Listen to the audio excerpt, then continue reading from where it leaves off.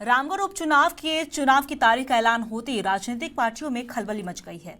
वहीं इसे लेकर कार्यकारी अध्यक्ष अजित कुमार से बातचीत की है संवाददाता राहुल कुमार ने। निर्वाचन आयोग ने 3 राज्यों के साथ झारखंड में होने वाले उपचुनाव की भी तारीखों का ऐलान कर दिया है। 27 फरवरी को रामगढ़ विधानसभा के उपचुनाव की तारीखों की घोषणा की गई है। 27 फरवरी को विधानसभा के सीट पर वोट डाले जाएंगे।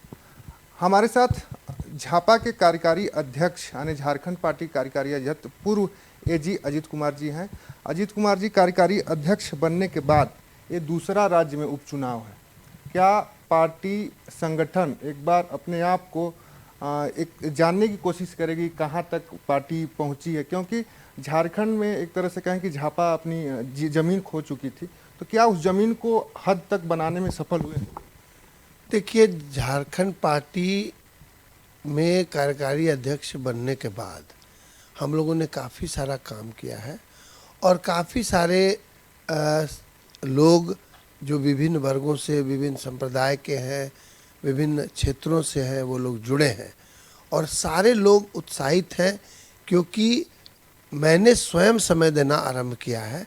और रामगढ़ के उपचुनाव का जहाँ तक सवाल है, मैं स्वयं ही एक प्रत्याशी के तौर पर आवेदक हूँ पार्टी के सामने में, और मैंने कई एक दौरे भी किए हैं रामगढ़ के, और रामगढ़ की स्थितियों से मैंने जानकारी लेने की कोशिश की है, वहाँ के लोगों से मैं मिला हूँ।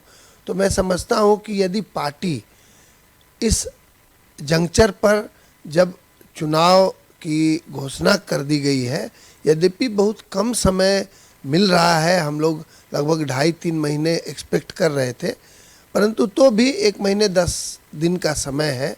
मैं समझता हूँ कि यदि पार्टी मुझ पर भरोसा करती है और ये चुनाव लड़ने के लिए मुझे आगे करती है, तो मैं सहर्ष इस चैलेंज को स्वीकार करना चाहूँगा।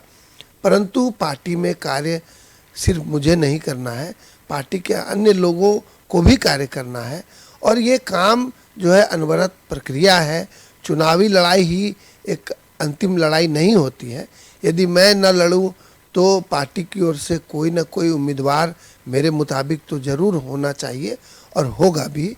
और ज़्यादा मैं उम्मीद करता हूं कि पार्टी मुझ पर भरोसा करेगी यदि सारे कार्यकर्ता मेरे पीछे काम करने के लिए तैयार हों। मैं कोई धन बल के आधार पर तो चुनाव में जाना नहीं चाहता हूं। मैं अपने विचारों को लेकर के रामगढ़ की परिस्थितियों को देखते हुए रामगढ़ के लिए कुछ करने के लिए वहां जाना चाहता हूं। तो मैं समझता हूं कि राज्य की जनता अब भली भांति समझ चुकी है, और मैं उस तरह की कोई झूठी घोषणा करना नहीं चाहूँगा।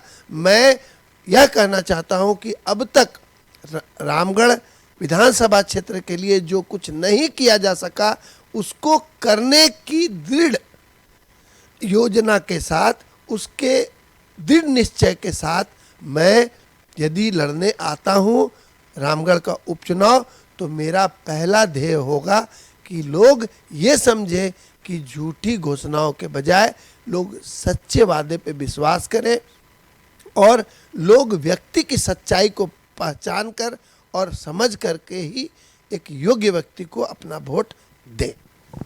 देखा, ये हमारे साथ झापा के कार्यकारी अध्यक्ष अजित कुमार जी थे। उनका कहना था कि अगर रामगढ़ चुनाव के लिए उपचुनाव में पार्टी हमें मौका देती है, तो सिर्फ वहाँ का जो स्थानीय मुद्दा है, जो विकास समुचित होना चाहिए रामगढ़ क्षेत्र का, उस विकास पे हम फोकस करेंगे, न कि अन्य पार्टियों के जैसा सिर्फ चुनावी वादा।